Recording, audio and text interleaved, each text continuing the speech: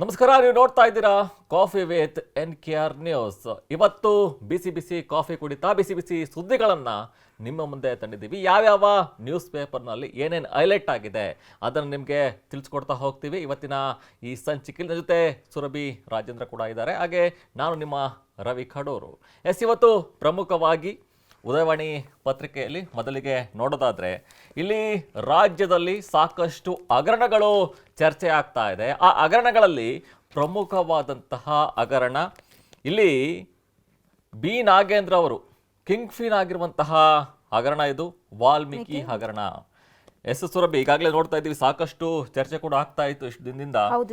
ಏನು ವಾಲ್ಮೀಕಿ ಹಗರಣ ಇದೆ, ಬಿ ನಾಗೇಂದ್ರ ಅವರು ಕಿಂಗ್ ಫಿನ್ ಅಂತ ಈಗಾಗಲೇ ಇಡಿ ಚಾರ್ಜ್ ಶೀಟ್ ಅನ್ನ ಈಗಾಗಲೇ ಸಲ್ಲಿಕೆ ಮಾಡುವಂತ ನೋಡ್ತಾ ಇದ್ದೀವಿ. ಹಾಗಾದ್ರೆ ಇಲ್ಲಿ ಪ್ರಮುಖವಾಗಿ 187 ಕೋಟಿ ರು ಹಗರಣ ಆಗಿರುವಂತದ್ದು.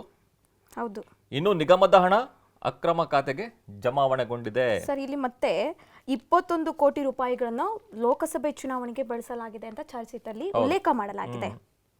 ಇನ್ನು ಪ್ರಮುಖವಾಗಿ ಆದ್ರೂ ಏನಿದು ಹಗರಣ ಅಂತ ಪ್ರಮುಖವಾಗಿ ನೋಡೋದಾದ್ರೆ, ಕರ್ನಾಟಕದ ಮಹಾಶ್ರೀ ಪರಿಶಿಷ್ಟ ಪಂಗಡಗಳ ಅಭಿವೃದ್ಧಿ ನಿಗಮದಲ್ಲಿ 187 ಕೋಟಿ ರು ಹಗರಣ ನಡೆದಿದೆ ಅಂತ ಅಧಿಕಾರಿ ಒಬ್ರು ಚಂದ್ರಶೇಖರ್ ಆತ್ಮಹತ್ಯೆಯನ್ನ ಮಾಡ್ಕೊಂಡಿದ್ರು. ಈ ಪ್ರಕರಣದಲ್ಲಿ ಕೋಟ್ಯಾಂತರ ರು ಹೈದರಾಬಾದ್ನ ಕೋಆಪರೇಟಿವ್ ಸೊಸೈಟಿಗೆ ಅಕ್ರಮವಾಗಿ ವರ್ಗಾವಣೆಗೊಂಡಿದೆ ಅನ್ನೋ ಒಂದು ಆರೋಪ ಕೂಡ ಕೇಳಿಬಂದಿತ್ತು. ಅದಕ್ಕೆ ಸಂಬಂಧಪಟ್ಟಂತೆ ಯಾವಾಗ ಈಗಾಗಲೇ 4970 ಪುಟಗಳ ದೋಷಾರೋಪ ಪಟ್ಟಿಯನ್ನು ಕೂಡ ಈಗಾಗಲೇ ಸಲ್ಲಿಕೆ ಮಾಡಲಾಗಿದೆ. ಇಲ್ಲಿ ಪ್ರಮುಖವಾಗಿ ಮಾಜಿ ಸಚಿವ ನಾಗೇಂದ್ರ ಹೆಸರು ಈಗಾಗಲೇ ನೋಡ್ತಾ ಇರಬಹುದು, ಕೈ ಬಿಟ್ಟಿದ್ರಂತೆ ತನಿಖಾ ತಂಡ. ಆದ್ರೆ ಇದು ಸಾಕಷ್ಟು ಕುತೂಹಲವನ್ನ ಕೂಡ ಹುಟ್ಟು ಹಾಕಿತ್ತು.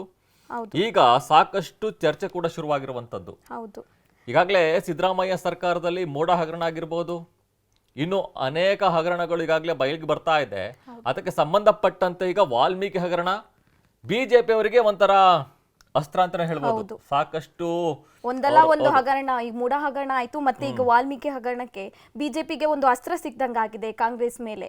ಇಲ್ಲಿ ಪ್ರಮುಖವಾಗಿ ಗಮನಿಸಬೇಕು, ಚಾರ್ಜ್ ಶೀಟ್ ನಲ್ಲಿ ಏನಿದೆ ಅಂತಾದ್ರೆ, ಏನು ಆರೋಪ ಪಟ್ಟಿ ಇದೆಯಲ್ಲ, ಅದರಲ್ಲಿ ಮಾಜಿ ಸಚಿವ ನಾಗೇಂದ್ರ ಸೂಚನೆ ಮೇರೆಗೆ ವಾಲ್ಮೀಕಿ ನಿಗಮದ ಹಣ ಲಪಟಾಯಿಸಲಾಗಿದೆ. ಇನ್ನು ಬಳ್ಳಾರಿ ಲೋಕಸಭಾ ಚುನಾವಣೆ ವೇಳೆಯೂ ಕೂಡ ನಿಗಮದ 20.19 ಕೋಟಿ ರು ಹಣ ಬಳಕೆಯನ್ನ ಮಾಡ್ಕೊಂಡಿರುವಂತದ್ದು ನೋಡ್ತಾ ಇದ್ದೀವಿ. ವಿವಿಧ ಬ್ಯಾಂಕ್ ಖಾತೆಗಳಿಗೆ ನಿಗಮದ ಹಣವನ್ನ ವರ್ಗಾಯಿಸಿ ಬೂತ್ ಮಟ್ಟದಲ್ಲಿ ಹಣ ಹಂಚಿಕೆಯನ್ನ ಮಾಡಿದ್ದಾರೆ. ಇನ್ನು ನಾಗೇಂದ್ರ ಆಪ್ತ ವಿಜಯ್ ಕುಮಾರ್ ಮೊಬೈಲ್ನಲ್ಲಿ ನಗದು ಹಣ ಚಿತ್ರವನ್ನ ಈಗಾಗಲೇ ಸಾಕ್ಷ್ಯ ಚಿತ್ರವನ್ನ ಈಗಾಗಲೇ ಪತ್ತೆ ಕೂಡ ಹಚ್ಚಲಾಗಿದೆ ಅಂತ ಈಗಾಗಲೇ ಚಾರ್ಜ್ ಶೀಟ್ ನಲ್ಲಿ ಇರುವಂತದ್ದು ನೋಡ್ತಾ ಇದ್ದೀವಿ. ಕರ್ನಾಟಕದ ಮಹಾಶ್ರೀ ಪರಿಶಿಷ್ಟ ಪಂಗಡಗಳ ಅಭಿವೃದ್ಧಿ ನಿಗಮದಲ್ಲಿ ನಡೆಯುವಂತಹ ಹಗರಣದ ರೂವಾರಿ ಮಾಜಿ ಸಚಿವ ಬಿ ನಾಗೇಂದ್ರ ಅವರದಾಗಿದ್ದು, ಇವರ ಸೂಚನೆ ಮೇರೆಗೆ ಇತರೆ ಆರೋಪಿಗಳು ನಿಗಮದ ಹಣವನ್ನ ಲಪಟಾಯಿಸಿದ್ದಾರೆ ಅಂತ ಈಗಾಗಲೇ ತಿಳಿದು ಬರ್ತಾ ಇರುವಂತದ್ದು. ಸರ್, ಇದು ಈಗಾಗಲೇ ಈ ಮುಡಾ ಹಗರಣ ಇರ್ಬೋದು, ಈಗ ಒಂದು ರಾಜಕೀಯ ವಲಯದಲ್ಲಿ ಚರ್ಚೆ ಆಗ್ತಾ ಇದೆ. ಕಾಂಗ್ರೆಸ್ ಸರ್ಕಾರ ಪತನ ಆಗುತ್ತೆ, ಸಿಎಂ ಕುರ್ಚಿಗೆ ಕಾಳಗ ನಡೀತಾ ಇದೆ ಅಂತ. ಇದು ಈಗ ವಾಲ್ಮೀಕಿ ನಿಗಮದ ಹಗರಣ ಕೂಡ ಕಾಂಗ್ರೆಸ್ಗೆ ಒಂದು ಸವಾಲಾಗುತ್ತಾ ಅಂತ ಇಲ್ಲಿ ಪ್ರಮುಖವಾಗಿ ನೋಡ್ಬೋದು.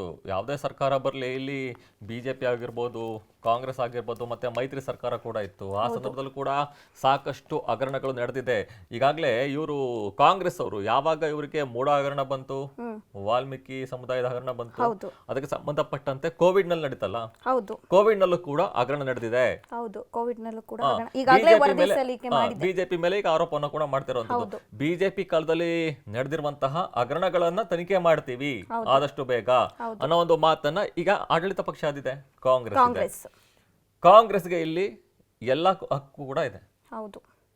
ಆದ್ರಿಂದ ಇಲ್ಲಿ ಯಾವ ಸರ್ಕಾರ ಇರುತ್ತೆ, ಇನ್ನೊಂದು ಪಾರ್ಟಿ ಅಥವಾ ಆ ನಾಯಕರು ಏನಿರ್ತಾರೆ ಅವ್ರೇನು ಹಗರಣ ಮಾಡಿರ್ತಾರೆ ಅದ್ರ ಬಗ್ಗೆ ತನಿಖೆ ಮಾಡೋ ಅಧಿಕಾರ ಕೂಡ ಇರುತ್ತೆ. ಏನ್ ಬೇಕಾದ್ರೂ ಆಗ್ಬೋದು. ಇನ್ನು ಕೋವಿಡ್ ನಲ್ಲಿ ನಡೆದಂತಹ ಹಗರಣ ಸಾಕಷ್ಟು ಕೂಡ ಚರ್ಚೆ ಕೂಡ ಆಗ್ತಾ ಇರುವಂತದ್ದು. ಅದಕ್ಕೆ ಸಂಬಂಧಪಟ್ಟಂತೆ ಬಿಜೆಪಿ ನಾಯಕರು ಕೂಡ ಈಗಾಗಲೇ ಮಾತನ್ನ ಆಡ್ತಿದ್ದಾರೆ. ಇನ್ನು ವರದಿಗೆ ಅಧಿಕಾರಿಗಳ ತಂಡ ಕೂಡ ರಚನೆ ಮಾಡಿದ್ದಾರೆ. 1 ತಿಂಗಳು ಟೈಮ್ ಕೊಟ್ಟಿದ್ದಾರೆ. ನೆಕ್ಸ್ಟ್ ಸ್ಟೋರಿ ನೋಡೋಣ. ಇನ್ನು ಪ್ರಮುಖವಾಗಿ ಸರ್, ವಿದೇಶದಲ್ಲಿ ರಾಹುಲ್ ಗಾಂಧಿ ಒಂದು ಅಪಾಯಕಾರಿ ಹೇಳಿಕೆ ಕೊಟ್ಟಿದ್ರು. ಅದೀಗ ತುಂಬಾ ವಿವಾದಾತ್ಮಕಕ್ಕೆ ಕಾರಣ ಆಗಿದೆ. ಅಮೆರಿಕದಲ್ಲಿ ಸಿಖ್ ಸಮುದಾಯದ ಬಗ್ಗೆ ವಿವಾದಾತ್ಮಕ ಹೇಳಿಕೆ ನೀಡಿದ್ರು. ಇದ್ರ ಬಗ್ಗೆ ಈಗ ಬಿಜೆಪಿ ವಾಗ್ದಾಳಿ ನಡೆಸ್ತಾ ಇದೆ.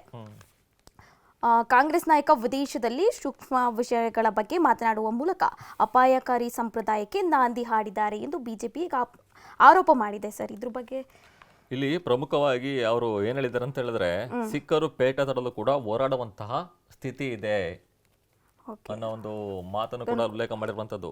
ಇನ್ನು ಭಾರತದಲ್ಲಿ ಒಬ್ಬ ಸಿಖ್ಖನಿಗೆ ಪೇಟ ಧರಿಸಲು ಕಡಗ ಹಾಕಿಕೊಳ್ಳಲು ಅವಕಾಶಕ್ಕಾಗಿ ಹೋರಾಟವನ್ನ ಮಾಡ್ತಾ ಇದ್ದಾರೆ.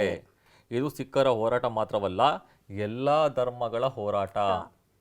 ಅವರಿಗೆ ಪ್ರಾತಿನಿಧ್ಯ ಸಿಗ್ತಾ ಇಲ್ಲ ಅನ್ನೋ ಒಂದು ರಾಹುಲ್ ಗಾಂಧಿ ಆರೋಪನ ಕೂಡ ಮಾಡ್ತಾ ಇರುವಂಥದ್ದು. ಅದು ಎಲ್ಲ ಒಂದು ಕಡೆ ಇವರು ನೋಡ್ಬೋದು, ಪ್ರತಿ ಬಾರಿ ಕೂಡ ಬೇರೆ ದೇಶಕ್ಕೆ ಹೋದಾಗ ನಮ್ಮ ದೇಶದ ಬಗ್ಗೆ ಹಗುರವಾಗಿ ಮಾತಾಡ್ತಾರೆ. ಹೌದು, ಇದು ಸಾಕಷ್ಟು ಚರ್ಚೆ ಕೂಡ ಆಗ್ತಾ ಇದೆ. ಇನ್ನು ಪ್ರಮುಖವಾಗಿ ಬಿಜೆಪಿಯ ನಾಯಕರು ಕೂಡ ಆಕ್ಷೇಪವನ್ನ ವ್ಯಕ್ತಪಡಿಸ್ತಾ ಇರುವಂತದ್ದು ಕೂಡ ನೋಡ್ತಾ ಇದ್ದೀವಿ. ಇದು ದೊಡ್ಡ ಮಟ್ಟಕ್ಕೂ ಕೂಡ ಸುದ್ದಿ ಆಗ್ತಾ ಇರುವಂತದ್ದು. ಇನ್ನು ಬೇರೆ ದೇಶಕ್ಕೆ ಹೋದಾಗ ನಮ್ಮ ದೇಶವನ್ನ ಆಡಿ ಹೊಗಳವರು ತುಂಬಾ ಜನ ಇದ್ದಾರೆ, ಕೆಲವರು ತೆಗಳುತ್ತಾರೆ. ಇದೇ ಒಂದ್ ರೀತಿ ಹೈಲೈಟ್ ಆಗ್ತಾ ಇರುವಂತದ್ದು. ರಾಹುಲ್ ಗಾಂಧಿ ಎಲ್ಲೋದ್ರು ಕೂಡ ವಿವಾದಾತ್ಮಕ ಹೇಳಿಕೆಗಳು ಯಾವಾಗ್ಲೂ ಆಗ್ತಾನೆ ಇರುತ್ತೆ, ಬರ್ತಾ ಇರುತ್ತೆ. ಇನ್ನು ಇದಕ್ಕೆ ಸಂಬಂಧಪಟ್ಟಂತೆ ಬಿಜೆಪಿ ನಾಯಕರು ಕೂಡ ಮಾತನಾಡಿದ್ದಾರೆ. ಇನ್ನು ಕೇಂದ್ರ ಸಚಿವ ಶಿವರಾಜ್ ಸಿಂಗ್ ಚೌಹಾಣ್ ಅವರು ಕೂಡ ಪ್ರತಿಕ್ರಿಯೆಯನ್ನು ಕೊಟ್ಟಿದ್ದಾರೆ. ವಿದೇಶ ಪ್ರಯಾಣದ ವೇಳೆ ದೇಶವನ್ನ ಅವಮಾನಿಸುವುದನ್ನ ರಾಹುಲ್ ಅಭ್ಯಾಸ ಮಾಡಿಕೊಂಡಿದ್ದಾರೆ. ಆಗ್ಲೇ ಹೇಳಿದ್ವಲ್ಲ, ಯಾವ್ದೇ ದೇಶಕ್ಕೆ ಹೋಗ್ಲಿ ರಾಹುಲ್ ಗಾಂಧಿ ಅವರು ಹೈಲೈಟ್ ಆಗ್ತಾರೆ. ಏನಕ್ಕೆ ಹೈಲೈಟ್ ಆಗ್ತಾರೆ ಅಂತ ಹೇಳಿದ್ರೆ, ಅವರ ದೇಶದ ವಿರುದ್ಧವಾಗಿ ಮಾತನಾಡ್ತಾರೆ. ಅದಕ್ಕೆ ಅವರು ತುಂಬಾ ಹೈಲೈಟ್ ಆಗುವಂತದ್ದು. ಅವರು ದೇಶದ ವರ್ಚಸ್ಸಿಗೆ ಮಸಿ ಬಳಿಯಲು ಮುಂದಾಗ್ತಾ ಇದ್ದಾರೆ. ಇದೊಂದು ರಾಷ್ಟ್ರ ವಿರೋಧಿ ಕೃತ್ಯ ಅಂತ ಈಗಾಗಲೇ ಶಿವರಾಜ್ ಸಿಂಗ್ ಚೌಹಾಣ್ ಕೇಂದ್ರ ಸಚಿವ ಅವರು ಕೂಡ ಮಾತನಾಡಿರುವಂಥದ್ದು ನೋಡ್ತಾ ಇದ್ದೀವಿ. ಇನ್ನು ಪ್ರಮುಖವಾಗಿ ಅವ್ರೇನು ಹೇಳಿದ್ದಾರೆ ರಾಹುಲ್ ಗಾಂಧಿ ಅಂತ ಹೇಳಿದ್ರೆ, ಭಾರತದಲ್ಲಿ ಇತ್ತೀಚೆಗೆ ನಡೆದಂತಹ ಲೋಕಸಭಾ ಚುನಾವಣೆಯು ಸಂಪೂರ್ಣವಾಗಿ ನಿಯಂತ್ರಿತ ಚುನಾವಣೆಯಾಗಿತ್ತು. ಬಿಜೆಪಿ ಬಯಸಿದಂತೆ ಚುನಾವಣಾ ಆಯೋಗ ಚುನಾವಣೆನ ನಡೆಸಿತ್ತು ಎಂದು ವಿಪಕ್ಷ ನಾಯಕ ರಾಹುಲ್ ಗಾಂಧಿ ಆರೋಪವನ್ನು ಕೂಡ ಮಾಡ್ತಾ ಇರುವಂಥದ್ದು.